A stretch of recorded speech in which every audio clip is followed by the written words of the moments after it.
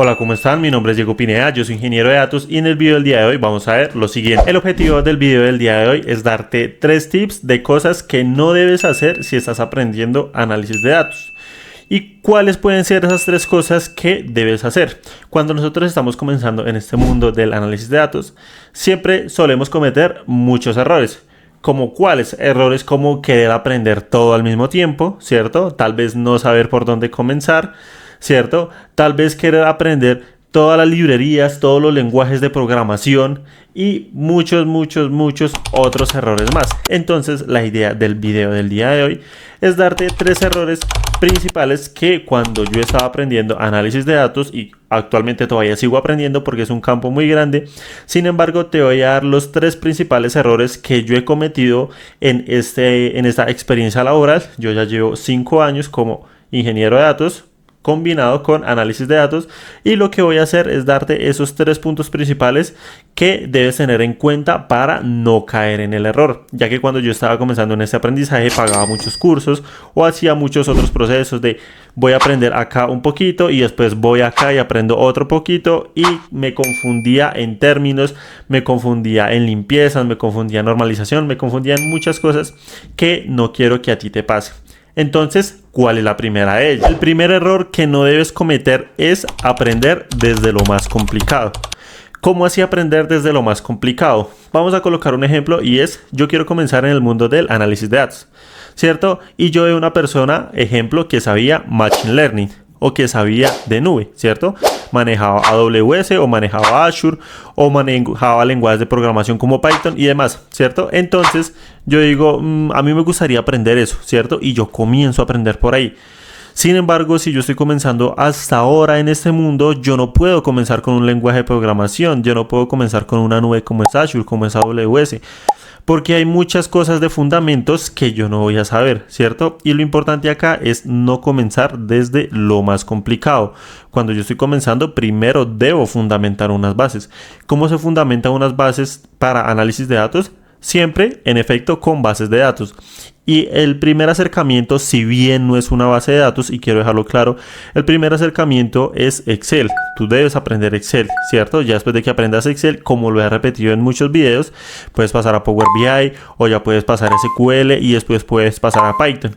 Pero acá lo ideal no es que yo te diga las herramientas que es aprender, sino que no comiences desde lo más difícil. Si tú no sabes ninguna de estas herramientas, pues cuando tú comiences a aprender un ejemplo Python, pues va a ser muy complicado porque te van a salir conceptos como un data frame y tú no vas a asociar directamente qué es un data frame, si es una tabla o si son solo registros que pues diversas situaciones que están estructurados o que no están estructurados, pero directamente no se va a tener como el concepto como tal. Y si tú haces limpieza de datos, pues no vas a saber realmente cómo se está haciendo esa limpieza, ese trasfondo, si tú haces filtrado y demás. Y esto pasa con Python. Pero también hay muchas otras herramientas. Si tú, digamos, viste algo que se hacía en Machine Learning y aplicas Machine Learning, pues vas a aplicar métodos en Python, vas a utilizar funciones estadísticas, algoritmos y demás conceptos que van a ser muy complicados. Y si tú realmente, pues hasta ahora estás comenzando a aprender estos conceptos desde un inicio, realmente no lo recomiendo, porque lo que va a hacer es abrumarte. Y si bien el análisis de datos o la ingeniería de datos son carreras que se deben mucho a la experiencia, lo ideal es que cuando uno las está aprendiendo, pues no se abrume con conceptos que realmente son muy avanzados, sino ir paso a paso, ir desde lo más básico, lo más sencillo, y ir aumentando progresivamente. Este aumento progresivo, aprender análisis de datos no es rápido. Esto no lo vas a aprender en 2 meses, no lo vas a aprender en 3 meses, no lo vas a aprender en 4 meses. ¿Cierto? Es una serie constante de educación, de estudiar, de meterse en proyectos y demás otras situaciones que yo ya he tocado en anteriores videos.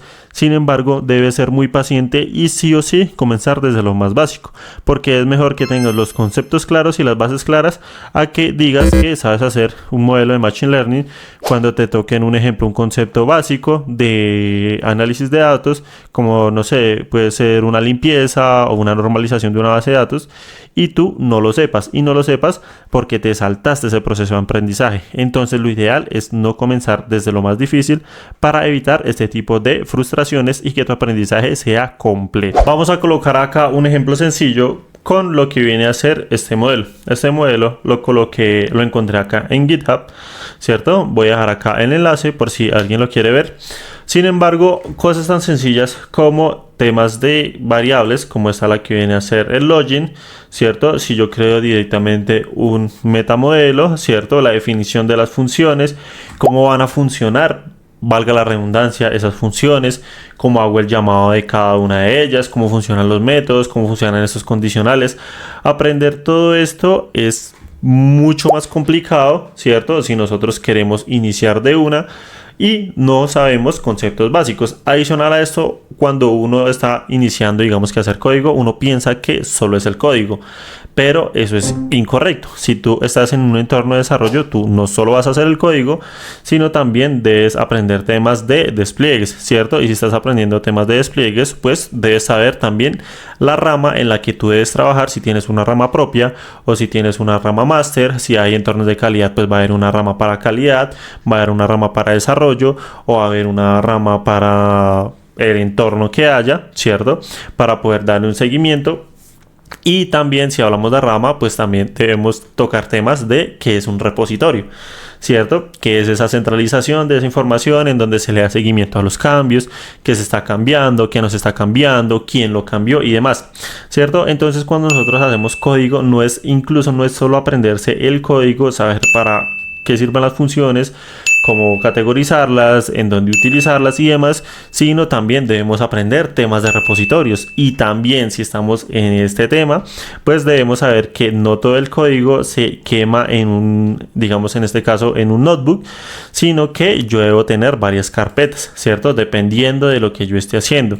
Unas carpetas estarán las licencias, en otras carpetas estarán directamente lo que vienen a ser los accesos, en otra carpeta estará directamente lo que vienen a ser las especificaciones del documento, la documentación, ¿cierto? En otras estará solamente la información, importación de librerías y demás, y en otra librería o en otra notebook estará directamente en donde se hace el llamado a todas esas funciones. Y así yo puedo tener muchísimas carpetas más. Aquí están, vuelve las licencias. Esas licencias pues deben tener directamente lo que viene a ser un modelo establecido para que dentro del código no se vea el correo y la contraseña o el usuario y contraseña, sino que pues yo las importe y todo quede centralizado, en caso tal de que si alguna se llega a vencer, pues yo solo entre al archivo en donde yo las estoy guardando y las cambie. Sin embargo, para hacer eso pues necesito saber cómo son las estructuras de los archivos, cómo importarlas, qué nombre deben tener específicamente y todo esto tenerlo documentado, porque si yo inicialmente no sé ni Excel y me meto a aprender un ejemplo, un lenguaje de programación como viene a ser Python, pues realmente esto lo que va a hacer es jugarme en contra y realmente pues puede llegar a un punto en el que me frustre porque pues no vaya a tener unas bases y para todo hay momentos. Entonces es importante que antes de iniciar a aprender este código y saber qué hace cada variable, porque un lenguaje de programación como lo viene a hacer Python es muy extenso y requiere incluso de años de aprendizaje, porque no conozco la primera persona que diga que sabe 100% Python, porque Python se puede enfocar a muchas áreas. Entonces sí es importante que tú tengas unos conceptos básicos antes de iniciar a aprender estos lenguajes de programación. El segundo error que se comete mucho cuando estamos en el mundo del análisis de datos es querer aprender todo al mismo tiempo. Yo inicialmente cuando quería aprender análisis de datos me pasó esto, y es que yo quería aprender Excel, pero a la vez quería aprender Power BI, pero a la vez quería aprender Python, y yo intentaba aprender estas tres al mismo tiempo. Después me daba de cuenta que realmente no había aprendido nada de ninguna, o que no había profundizado ningún concepto realmente importante de ninguna, porque al estar tan disperso en estas tres herramientas lo que generaba era confusión, ¿cierto? Cuando yo estaba aprendiendo, idealmente lo que yo debía hacer fue primero aprender Excel, ¿cierto? Después aprender Power BI y después aprender SQL, que esto ya lo tocaba en otros videos. Sin embargo, el error más grave que uno puede hacer es tocar varias puertas al mismo tiempo cuando se está hablando de aprendizaje. ¿Por qué? Porque hay conceptos que, si bien pueden ser los mismos, no van a ser exactamente similares o no van a funcionar de la misma forma en estas herramientas, ¿cierto? Lo cual puede generar una confusión. Digamos, no es lo mismo cuando tú manejas una tabla en Excel, que tú manejas celda por celda, a que tú manejes esa información en Power BI. Ya no estás trabajando con celdas, sino que estás trabajando con columnas.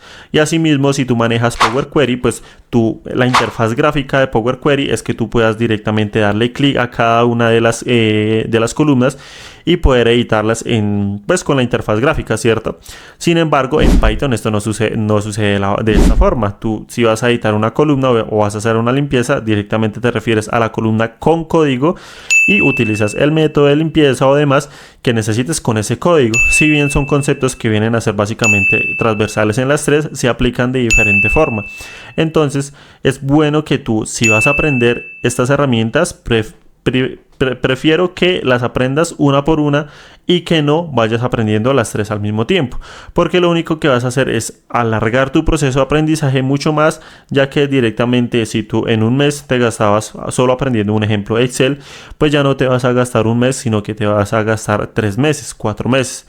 ¿Por qué? Porque estás aprendiendo Excel, Power BI y Python al mismo tiempo, ¿cierto? Entonces es importante centralizar y tener un plan de trabajo establecido para que si yo quiero ser analista de datos, bueno, voy a comenzar con lo básico, que sería Excel. Ya cuando tenga un buen nivel de Excel, ahí voy a dejar pausado el Excel, no voy a tocarlo más, no voy a estudiar más Excel y voy a pasar con otras herramientas como lo puede ser SQL, ¿cierto? Un buen complemento del Excel, ya que si sabes cómo se maneja una tabla dinámica en Excel, pues también lo vas a poder asociar a funciones de SQL Server, ¿cierto? Ya vas a saber cómo va a funcionar directamente por detrás de SQL el Group By.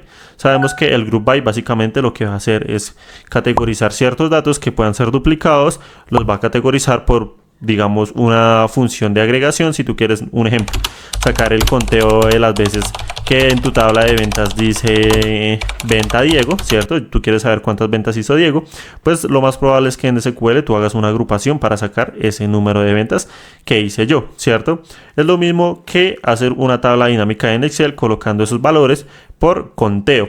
Entonces, ese símil que yo estoy haciendo acá con SQL y con Excel, si tú prefieres primero comenzar con SQL, pues no lo vas a poder hacer porque tú realmente no sabes cómo cómo funciona una tabla dinámica y no puedes hacer como esa relación de una con la otra. Entonces, también es importante, pues primero llevándolo al punto 1, que fundamentes directamente desde lo más pequeño hasta lo más grande y también que no quieras aprender todo al tiempo, porque si bien puede ser un proceso muy largo, también va a ser un proceso muy dispendioso y te puedes frustrar y esa no es la idea. Entonces siempre es bueno tener lo que comentaba, un plan de trabajo, saber qué aprender, no aprender todo al mismo tiempo, saber que para todo hay unos momentos y que esto te va a ayudar también en tu aprendizaje. Para complementar un poco el ejemplo que ahorita les estaba indicando sobre manejar directamente agrupaciones en SQL y también hacer el símil con una tabla dinámica en Power BI, vamos a colocar este ejemplo. Acá directamente voy a acercarlo un poco. Yo tengo una tabla, ¿cierto? Aquí en mi SQL Server, si yo la selecciono y la ejecuto, básicamente esta tabla se contiene de estas columnas de segmentos, segmento origen, segmento destino, ¿cierto? El core, el arribo y demás, ¿cierto? Esto básicamente es una base de datos. Y esa base de datos tiene 5095 registros, ¿cierto? Si yo quisiera un ejemplo, si a mí mi jefe me dice, Diego, yo quiero que por este segmento me diga directamente, no sé, este segmento que es MBJCLT, cuál es la suma de la frecuencia, ¿cierto? Entonces yo tendría que ver toda la tabla, mostrar ese objeto y hacer la suma de la frecuencia cada vez que este segmento aparece. Si yo lo quisiera hacer en Excel, pues básicamente tengo que hacer una tabla dinámica. Pero si yo lo quiero hacer directamente acá en lo que viene a ser SQL, pues básicamente lo que yo hago es... Aquí este select yo ya lo tenía en donde yo mostraba la tabla. Sin embargo, acá si yo solo quiero mostrar ese dato, pues vuelvo y selecciono la columna, hago una función de agregación que sea la suma de la frecuencia y le cambio el nombre. En este caso la voy a llamar frecuencia, ¿cierto? De donde pues yo tengo guardada la información, que básicamente es de donde él va a extraer esa información, ¿cierto? La agrupo. En este caso yo la debo agrupar por las columnas que yo quiero que básicamente... digamos que no se repitan, ¿cierto? En este caso mi jefe me decía, agrúpela por esa columna de segment OW, pues entonces yo las voy a agrupar por eso y después las voy a ordenar por frecuencia, ¿cierto? Que va a ser directamente esta suma que yo realicé a la columna de frecuencia y lo voy a organizar de forma descendente. Entonces básicamente si yo ejecuto esto, pues voy a tener este resultado en donde me aparece directamente la columna que es segment OW y me aparece la suma de su frecuencia. Entonces lo que yo estoy haciendo es en cada una le saco las frecuencias que tenían. Si tenía directamente en una fila, digamos esta, en una fila tenía un valor de 2 y por allá en la fila 103 tenía un valor de 3 y en la fila 110 tenía un valor de 5, pues lo que yo estoy haciendo es agrupar todo eso para este segmento, las estoy sumando y muestro directamente el valor. Y como pueden ver, pues aquí, como yo le dije que me las ordenara de forma descendente, pues me las ordena de mayor a menor. Y eso sería básicamente también lo que haría una tabla dinámica en Excel. Sin embargo, pues yo hago esta interpretación de esta forma porque yo ya sé las dos herramientas. Sin embargo, si tú primero intentas aprender SQL, probablemente este entendimiento, si bien puede que lo tengas, puede que se te dificulte un poco más. Ya cuando tú hayas aprendido, digamos, una herramienta de visualización de la forma en la que yo te digo y es 100% enfocándote en ese aprendizaje de una sola herramienta, vas a ver que herramientas como Tableau o como Data Studio son muy similares a Power BI, ¿cierto? Entonces ya teniendo el fundamento de una 100% establecido, queda mucho más fácil migrar a otra. Es como los que saben programar en Python, ¿sí? Si bien lenguajes de programación en Python, un ejemplo, y Java no son para nada parecidos, o C++, sin embargo, si hay conceptos que si tú los tienes en Python, pues te va a ser mucho más fácil aprender otro lenguaje de programación. Pasa lo mismo con SQL. Si tú ya sabes SQL y te colocan, no sé, migras a una nube como lo es GCP, ¿cierto? GCP utiliza también SQL, entonces puede que sea mucho más fácil.